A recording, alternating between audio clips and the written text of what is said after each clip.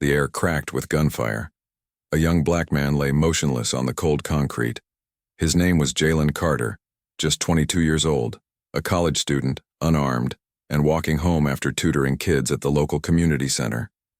Two police officers stood over his body, their guns still warm. Their faces were tight with panic. One of them muttered. He moved too fast, reached for something, but Jalen hadn't reached for anything. He had just pulled his phone out of his pocket. Their radios crackled with static. Subject down. Officer involved shooting, requesting backup.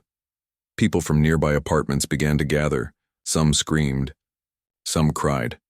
Many pulled out their phones and hit record. The officers tried to keep control, but the fear in their eyes said it all. They knew they had just made a terrible mistake. But what they didn't know, what would change everything, was that Jalen's mother was on her way, and she wasn't just any mother. Commander Alana Carter had just finished a classified briefing at Fort Liberty, a U.S. military installation known only to top-level defense officials. A decorated war veteran, she was one of the first black women to rise through the ranks of FIU, Delta Force, America's elite special operations unit. Known by her call sign Shadow 1, Alana had led covert missions overseas, rescued hostages, dismantled terror cells, and never once flinched under pressure. But when her phone rang, that day her iron nerves were shattered. Jalen's been shot by cops. He's not moving, said the voice on the other end. Alana didn't ask questions. She didn't cry. She grabbed her keys and was in her black SUV in seconds. The engine roared as she sped through traffic, her heart pounding harder than it ever had in combat. This wasn't a mission. This was her son. By the time she arrived at the scene, police tape was already up. Flashing lights lit the street like a horror movie. Officers tried to block her. "Ma'am, you can't come past this point," one said, hand resting on his gun. Alana didn't shout. She didn't threaten. She simply pulled out her military ID and stated, stone cold, "I'm Commander Alana Carter. That's my son on the ground. And you have 60 seconds to explain what happened before this becomes a federal incident." The officers looked at each other, confused, tense, sweating bullets. One tried to speak. He matched the description, reached into his hoodie. We thought, did he have a weapon? Silence. "No, ma'am," the other officer finally said. The crowd grew louder. Phones were still rolling. Anger was rising. But Alana remained composed, deadly quiet. She knelt beside Jalen's body and whispered, "I'm here, baby. I promise you, they will answer for this." Alana stepped away from the scene and made one phone call, not to a lawyer, not to the press. She called a direct line to the Pentagon. Within 30 minutes, 3 blacked-out SUVs arrived with federal agents, 2 military provost marshals, and a civilian from the Department of Justice. The scene was now under federal jurisdiction. The body cams from the officers were seized. Surveillance footage from the area was collected. The crowd was stunned. No one had ever seen cops get investigated on the spot. The 2 officers were quietly taken aside, not to speak. They were to listen. They were being placed under immediate suspension pending federal investigation. Later that night, Commander Carter held a press conference. "I served this country for 25 years. I fought in places where my son couldn't even pronounce the names. I protected people I'd never met. But today my son wasn't protected in his own country. And now, I will fight for him." The story went national within hours. Delta, Force Commander's son killed by police, flashed across every major network. People marched. Hashtags trended. Celebrities spoke out. But Alana Carter didn't want sympathy. She wanted justice and change. Within weeks, the officers were charged with second-degree manslaughter and civil rights violations. Their history of misconduct, including racial profiling complaints, was exposed. One had even been suspended before, but was quietly reinstated. Jalen's funeral was broadcast to thousands. Friends, teachers, and fellow students spoke about his kindness, his brilliance, and how he dreamed of building rockets for NASA. But Alana didn't just mourn, she mobilized. She founded the Jalen Carter Initiative, focused on mandatory body cam transparency, independent investigations of police shootings, scholarships for black youth in STEM. Alana began speaking at universities, military bases, and congressional hearings.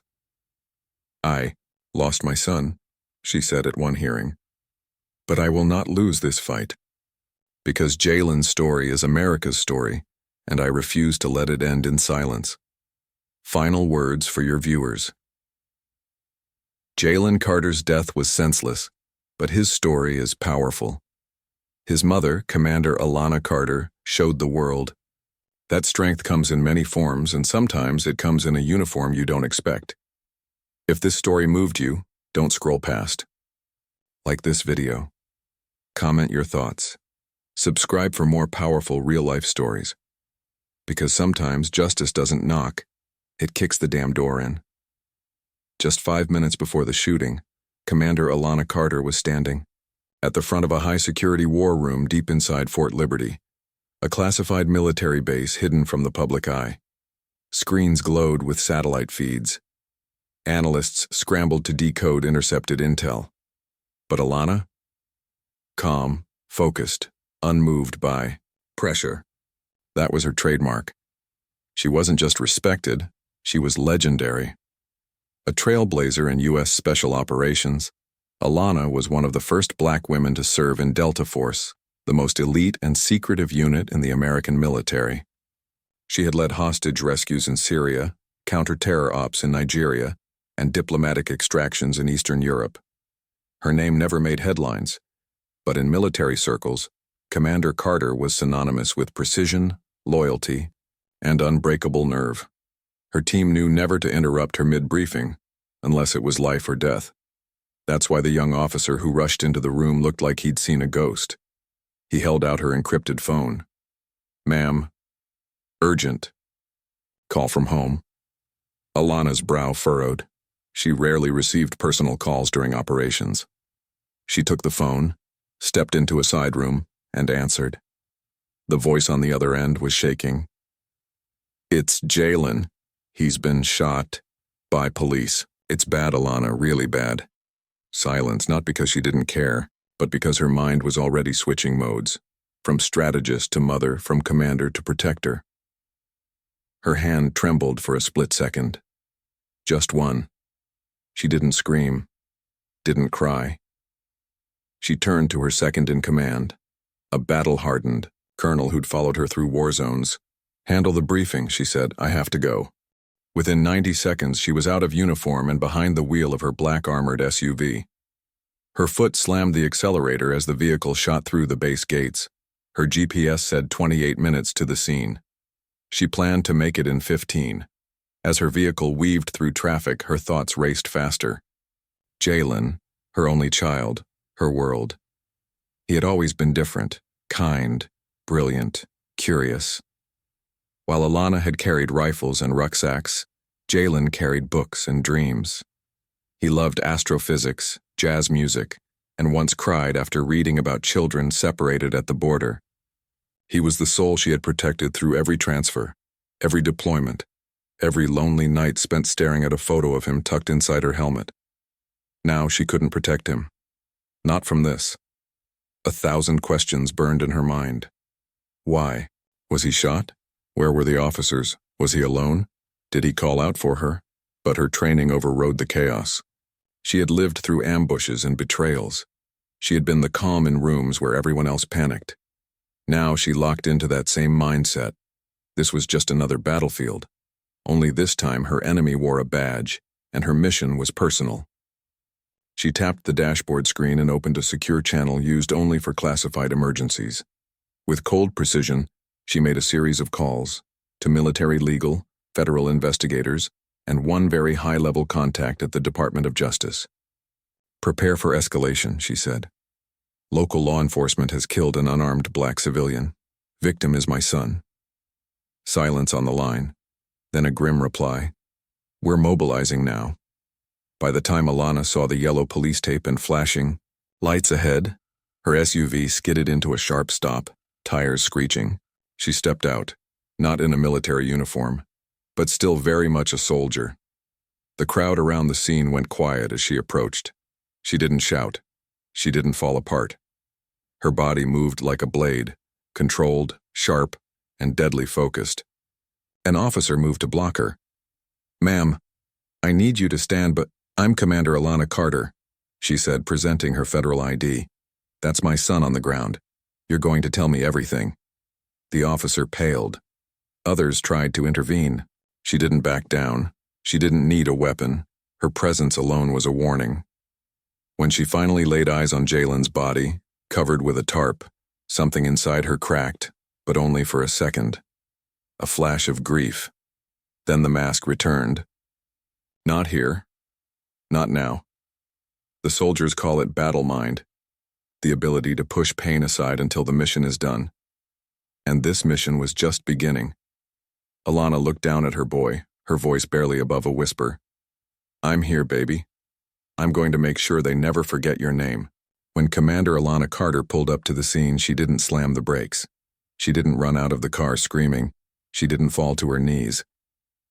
She opened the door slowly, methodically, like she was stepping out onto a battlefield. Her eyes scanned everything. The patrol cars, the flashing lights, the strip of yellow tape, the officers standing nervously near the body of a young black man, her son, Jalen. But this wasn't the time for tears. She stepped out like a ghost in uniform, cold, calm, lethal. Not in her fatigues, but in a sharp, dark coat, her face unreadable, her movements precise. One officer, clearly rattled, stepped forward. "Step back, ma'am," he said, his hand inching toward his holster. His voice was firm, but his eyes flickered with doubt. Something about her was different. Alana didn't raise her voice. She didn't blink. She pulled a black leather wallet from her coat and flipped it open. "Commander Alana Carter, U.S. Delta Force. That's my son on the ground. You have 60 seconds to tell me why he's dead." Silence fell like a brick. The officers froze, their bodies rigid. One of them opened his mouth, hesitated, then finally spoke. He matched a suspect description. We told him to stop, but he reached into his hoodie. Looked like a weapon." The officer stammered, sweat beginning to bead at his temple. Alana didn't move. Her voice dropped into ice. "Was there a weapon?" The other officer, younger, glanced down at the pavement, shame in his eyes. "No, ma'am," he admitted. "Nothing was found on him." Alana stepped forward. Slowly, every footstep felt like a countdown. Then she looked over their shoulders and saw the white sheet. A body, still and quiet. A curl of Jalen's dreadlocks peeked out from beneath the covering. Her heart screamed inside her chest. Her breath caught. But she didn't break. Not yet. Behind her, the noise of the neighborhood had started to swell. A crowd was gathering. Phones were out. People were live streaming. Whispered gasps and angry murmurs filled the air. A woman from across the street shouted, "They shot him for pulling out his phone." Another voice added, "He was helping my kid with homework. He wasn't doing anything." The officers grew visibly nervous now. Their authority was crumbling with every camera lens pointed in their direction. The weight of what they'd done was setting in, and the presence of this woman, whoever she was, wasn't helping. And then Alana did something no one expected. She turned away from the officers and walked toward the crowd. "My name is Commander Alana Carter," she announced, loud enough for everyone to hear. "This is my son, Jalen Carter. He was unarmed. He was shot and killed without reason." Her voice didn't waver. She didn't cry. "I served this country in Iraq, Afghanistan, Somalia, places where violence is expected, but not here. Not in a country where my son should have been safe walking home." She paused, scanning the crowd.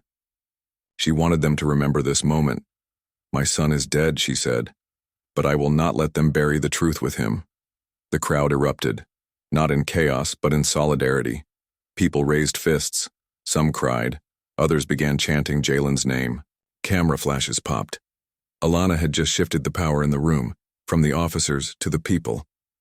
The officers called for backup, but they weren't in charge anymore. Not today. Alana turned her attention back to the scene. She knelt beside the sheet, her hands shaking for the first time. With trembling fingers, she lifted the corner and saw Jalen's face, her baby, Her boy. His eyes were closed, lips slightly parted. There was no visible blood, just a stillness that didn't belong on someone so young, so full of promise. She placed her hand gently on his chest. "I'm here now, Jalen," she whispered, "and I will never stop fighting for you." A bystander knelt beside her. "We're with you, Commander," he said quietly. He was one of the good ones. Alana stood, turned again to the officers and said, "Starting now, this is no longer just a crime scene, this is a federal matter." She tapped her phone, opening a secure channel. "Alpha Team, this is Shadow 1. Civilian death by law enforcement. Victim is my son. Immediate escalation. Request federal oversight and DOJ involvement. Location pinging now." And just like that, everything changed. In less than 20 minutes, 3 unmarked vehicles pulled up. Inside were agents from the Department of Justice, Internal Affairs, and military legal observers. The local precinct didn't know what hit them. Body cams were seized. Scene control was handed off. The 2 officers were placed on-site suspension. Every witness was interviewed under federal supervision. Jalen's phone was recovered, still unlocked, with a YouTube playlist open. He'd been listening to music on his walk home. Commander Carter stood at the edge of the scene as night fell. Her posture was still, her face unreadable. But inside, the grief and fury were boiling. She had fought wars for this country, risked her life, kept its secrets, and now its police had stolen her son without a second thought. But they had made one fatal mistake. They messed with the wrong mother. Alana didn't pull a gun. She didn't scream. She didn't even raise her voice. She made one phone call. She stepped away from her son's lifeless body, her face like stone, her hands steady. She opened a secure military line on her encrypted phone, used only in emergencies involving national security or high-ranking officers. She spoke just 2 words. "Activate protocol." There was a pause on the other end, then a response. "Confirmed, what's the target?" Alana's voice was ice. "Local police-involved shooting. Victim is my son, Jalen Carter, civilian, unarmed. Location received, mobilizing now." A bystander, stunned by the calm ferocity of her actions, leaned in and whispered, "Who did you just call?" Alana didn't blink. "Washington," she replied. Exactly 15 minutes later, the sound of engines rumbled through the neighborhood. Hot sirens, something quieter, more precise, more serious. 2 blacked-out SUVs pulled up fast and silent. Behind them came a military police vehicle, flanked by a pair of sleek sedans with federal plates. Doors opened, and out stepped agents from the Department of Justice, Military Internal Affairs, and the FBI. It wasn't a raid, it was a takeover. Local officers, already shaken, took a step back as the lead federal agent flashed his credentials and barked, "This crime scene is now under federal jurisdiction. Step aside." One of the cops who shot Jalen looked confused. "Wait, what is this?" The agent didn't explain. Another team moved quickly. Body cams from both officers were seized on the spot. Their squad car dashcam, downloaded to federal servers. Surveillance footage from nearby stores, secured. Cell phone footage from witnesses, collected under legal authority. Every corner of this scene was now under the control of people who didn't answer to the local PD. They answered to the Constitution. But the real story wasn't the SUVs or the agents. It was Commander Carter standing in silence with her arms crossed, watching it all unfold. She didn't smile. She didn't gloat. She simply ensured justice was no longer optional, because what most people didn't know, what those officers could never. A reporter called out, "What happens now, Commander Carter?" Alana met his gaze. "Now?" Now they answer. In court, in the media, in every place they've never been held accountable before. This is not vengeance. This is justice. And I won't stop until it's served. As she stepped away from the cameras, one agent approached her quietly. "Commander, what do you want us to do next?" She looked out at the sea of people holding photos of Jalen, chanting his name. Her eyes narrowed.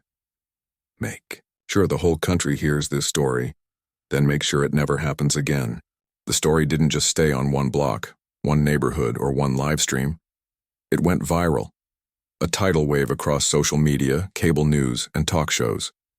Within 24 hours, the headline appeared on every major news outlet in the country.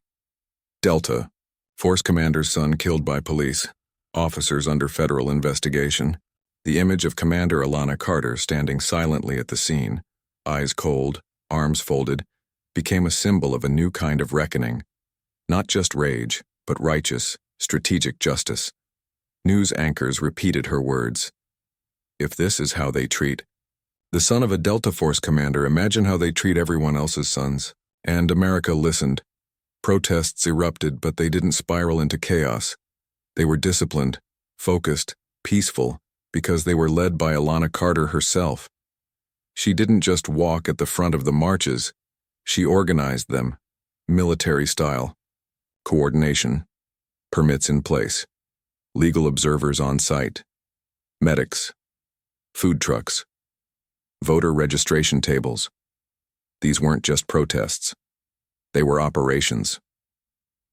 On stage, in front of tens of thousands, she told Jalen's story.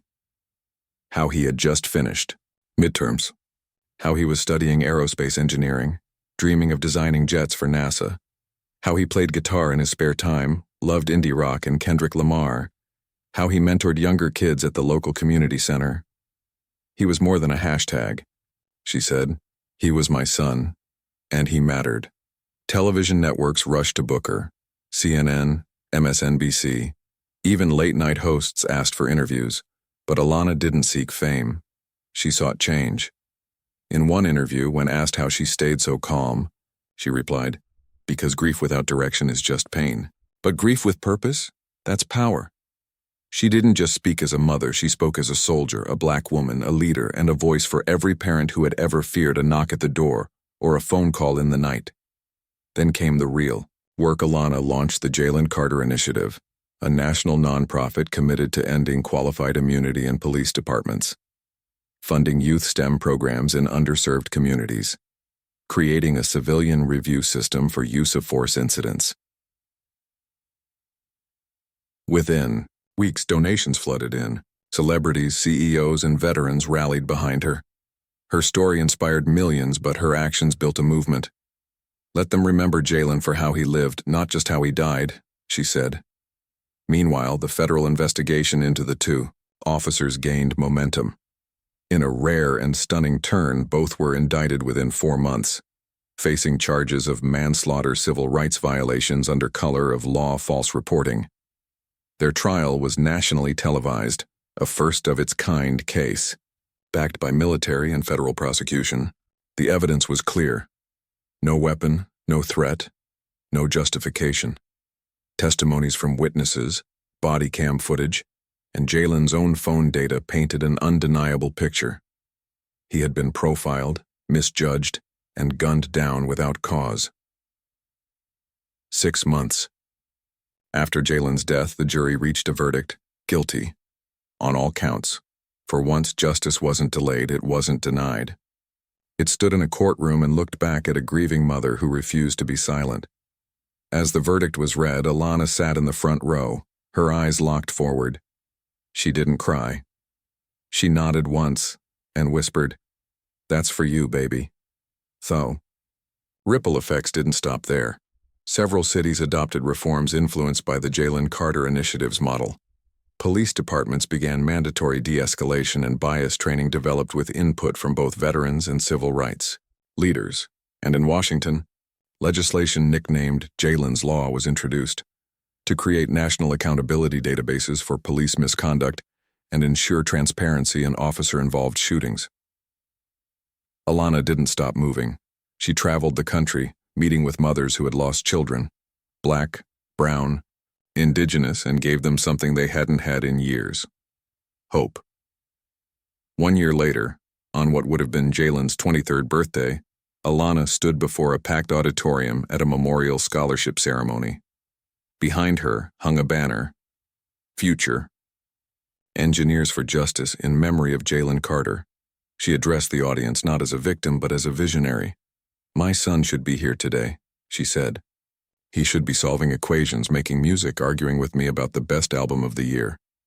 But while they took his future, they didn't erase his purpose. She gestured to the students in the audience, all recipients of the Jalen Carter Memorial Scholarship, all young men and women of color pursuing degrees in science, technology, and law. "He's not gone," she said. "He's just multiplied." As she stepped down from the stage, a little girl approached her and tugged on her sleeve. "Are you really a soldier?" the girl asked. Alana smiled gently. "I am." "Then can you protect me too?" She knelt beside her and said, "I already am."